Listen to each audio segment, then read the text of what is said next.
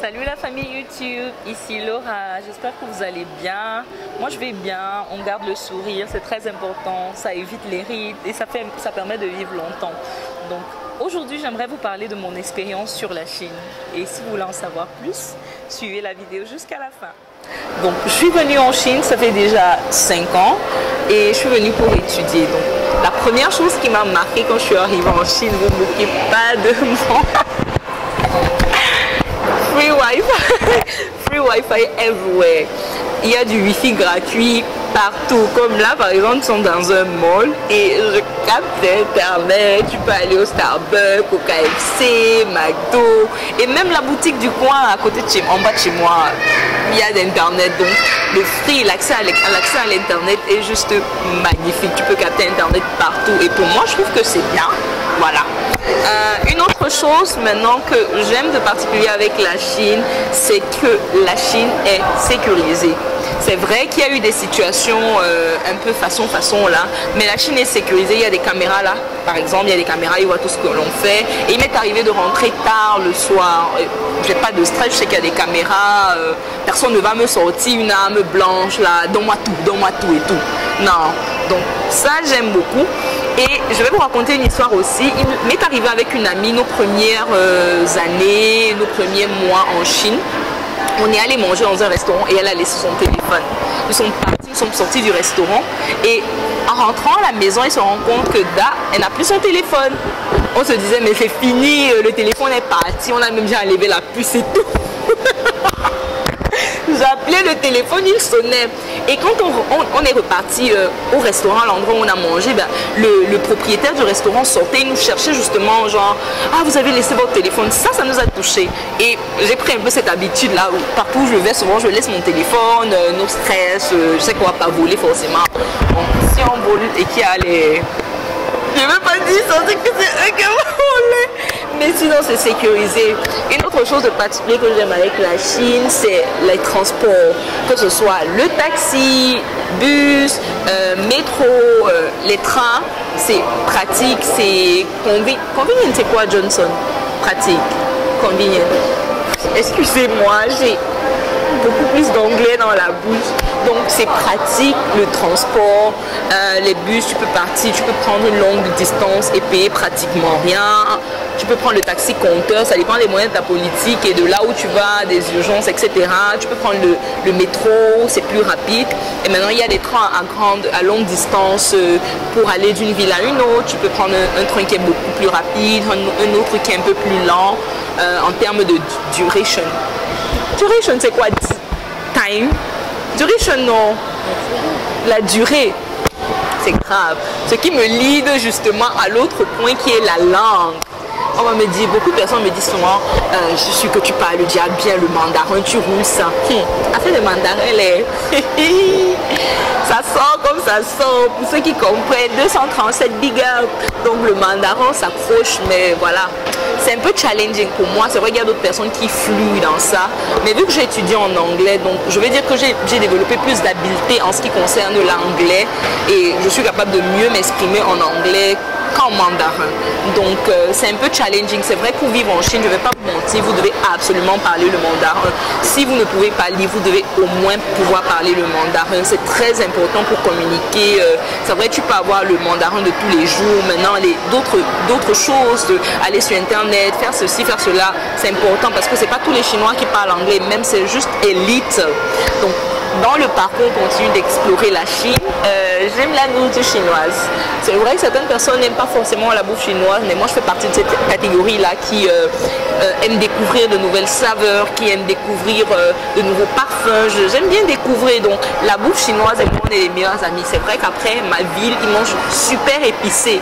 Du coup, bonjour les allergies et l'acné. Donc ils mangent beaucoup de piment, beaucoup d'épices, mais sinon ça va.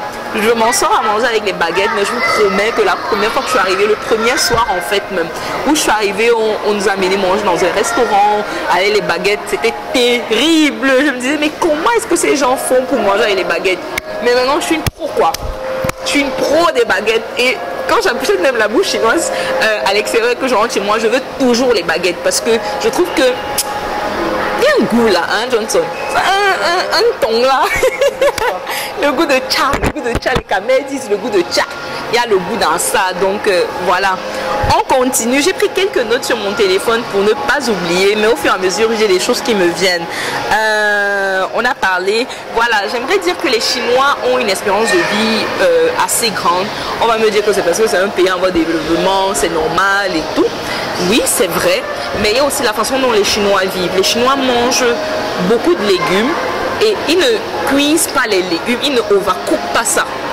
C'est-à-dire que les légumes se mangent croquants et c'est très bien. Ils mangent beaucoup de légumes, ils boivent de l'eau tiède, que ce soit en été comme en hiver, ils boivent du thé. Ils ont toujours des petits thermos avec eux pour boire du thé ou de l'eau.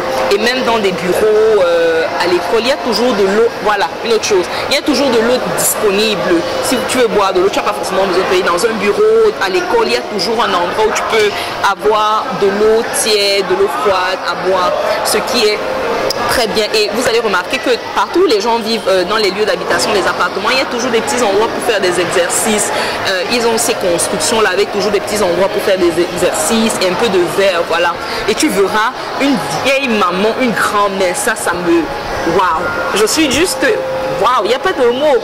Tu la vois, elle a sa canne ou un grand-père. Il marche doucement, doucement, doucement. Il va faire ses courses lui-même, il va préparer, il va faire du sport. Ça, c'est juste magnifique à cause de la façon dont ils vivent. Ce qui me conduit à un autre point, c'est les Chinois dans le service, il n'y a pas d'extra attendre. C'est-à-dire que tu vas aller dans un service public où tu vas attendre des heures. Non. Tu vas pas, le service est rapide parce que les Chinois travaillent énormément, le service est rapide. C'est vrai que les Chinois sont des personnes très carrées aussi. Ils sont, quand ils disent non, voilà, ils travaillent énormément, ce qui fait que ils respectent énormément leurs heures de pause. Tu vas voir à l'heure de pause, le Chinois il n'entend plus rien, il ne comprend plus rien, il veut seulement aller, tu fan. Il va aller manger, donc... c'est un peu ça. Ils respectent les heures de repas, c'est-à-dire le petit déjeuner, le repas de midi, le repas du soir. Ils ne s'amusent pas avec, ne viens pas poser une question au Chinois à l'heure où il va aller manger. Il va te dire que c'est l'heure d'aller manger, il faut m'excuser pour le moment, vous m'avez d'abord mangé. Donc c'est ça, c'est très bien. Ils travaillent beaucoup et ils savent aussi se reposer, c'est-à-dire que quand c'est l'heure de la pause, ils vont à la pause. Je pense qu'on a fait un peu le tour. Voilà, je voulais revenir sur le transport pour dire que les transports sont très fluides. C'est-à-dire que même quand il y a de l'embouteillage, tu ne vas pas faire 3 heures dans un embouteillage. Non, c'est très fluide. C'est-à-dire que voilà, ça va vite. Tu vas peut-être passer 30 minutes et ça c'est aux heures de pointe. C'est-à-dire que le matin à 7h30, un lundi par exemple, forcément avec les élèves et les travailleurs, ou alors le soir à 17h, 18h. Et la plupart des services, c'est-à-dire que les offices, les bureaux, ils ferment environ à 17h. C'est les malls comme ça, ils vont jusqu'à 22h. Tu vas trouver à 17h, c'est déjà, le trafic commence à être dense, enfin, c'est compressé. Vous avez compris, non? Voilà. Donc, ça me lie à ce que je n'aime vraiment pas avec les Chinois. C'est vrai que j'essaie de... Il y a des jours où ça ne me dérange pas. Il y a des jours où, bof, j'ai pas vraiment envie. Et c'est les Chinois, ils aiment prendre des photos. Affaire m'a déjà dépassé. C'est-à-dire que tu es comme ça là, tu dans le métro, dans le bus, tu marches, il a rien fait.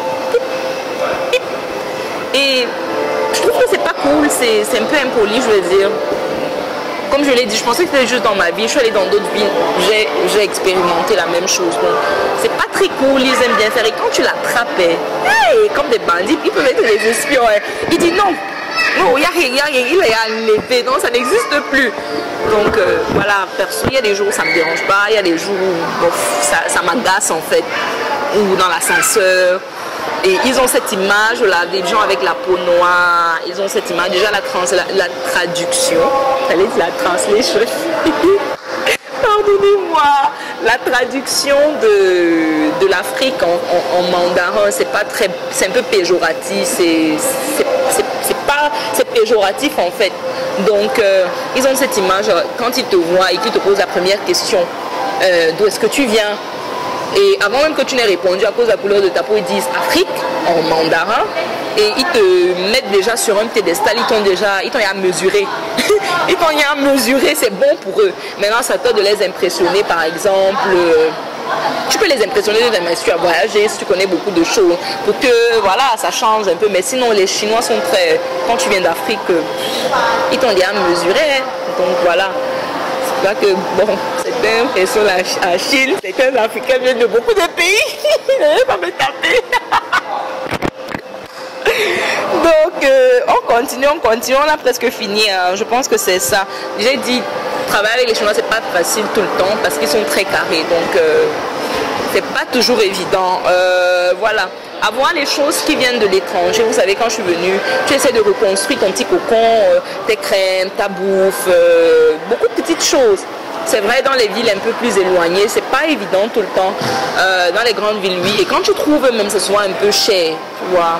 Tu vas acheter le beurre, le prix du beurre de ça, le simple de la margarine, mais le chocolat, la pâte à tartiner. Il n'y a même pas ça, c'est le Nutella. Le Nutella, c'est même le vrai cacao. Bref, c'était la parenthèse. Pour dire que voilà, donc c'est pas toujours évident d'avoir les choses à l'extérieur et tout. Mais après, moi, particulièrement, ce que j'ai fait, voilà, si tu peux avoir, tant mieux. Si tu peux pas avoir, bah, tu forces pas. C'est pas la fin du monde. Hein. Tu vis avec et puis voilà quoi. Et une autre chose aussi, les gens ils ont envoyé les demandes là. Les Chinois, en Chine, les étudiants ne sont pas autorisés, le travail n'est pas autorisé. Il y a des exceptions qui sont très infimes. Mais voilà, on ne devrait pas travailler. C'est-à-dire, par exemple, tu vas aller au McDo, tu vas dire que tu vas travailler au McDo comme les gens vont peut-être en Europe et tout. Je petit à deux jours au basket tranquillement. Hein. Ou tu vas aller travailler au McDo, ou bien tu vas dire que tu vas garder un petit enfant, un bébé. Ce sont les grands-parents qui s'occupent des bébés, donc tu vas les garder comment? Tu vas pas le garder. Donc chacun jongle comme il peut jongler. Moi je suis pas là pour parler des jonglages des gens, mais voilà, c'est pas autorisé officiellement. Officiellement, c'est pas autorisé, ce qui est un peu difficile quand tu étudies en Chine et que tu n'es peut-être pas sur une bourse et que tu es bon, c'est quoi? Bref, tu finances tes études, non, c'est pas évident. Mais c'est vrai, après, aller à l'étranger, il y a des opportunités, je vais pas le mentir. Venir à l'étranger, c'est bien, il y a des opportunités, tu rencontres des gens, tu apprends beaucoup. Et moi, j'aime dire aux gens que c'est pas tout le matériel que tu vas ramener dans ton pays là qui compte. Hein. C'est ce que tu auras appris, ce que tu auras vu, comment tu auras ouvert, ton esprit aura été ouvert, tu auras découvert de nouvelles choses. Donc, c'est ça. Je pense que j'ai fait le tour d'un peu de tout. J'espère pouvoir faire une partie 2 de mon expérience sur la Chine. N'hésitez pas à me laisser les commentaires. J'aime les commentaires, ça a un goulet. Quand je lis ce que la personne... Souvent je lis les commentaires, j'éclate d'abord de rire. J'imagine un peu comment la personne l'a dit. Donc n'hésitez pas à me laisser vos commentaires. Et puis on peut avoir dire en chinois, vous dites la vérité. Donc, c'est comme ça que je parle. Bon, c'est vrai que je chocobite un peu, mais bon. Je comptais comment avec le mandat. Donc c'est tout pour la vidéo. J'espère que vous avez aimé. N'oubliez pas de vous abonner. Activez la clochette. Activez la clochette là. On vous connaît. Comme ça vous saurez quand je vais poster une nouvelle vidéo. Quoi d'autre? J'ai tout dit. Partagez, likez, sharez. Tout ce qu'il y a là. Vous connaissez tout ce qu'on dit sur YouTube. Je vous embrasse très fort. Gardez le sourire. Gardez la pêche. Mouah. Bisous, bisous.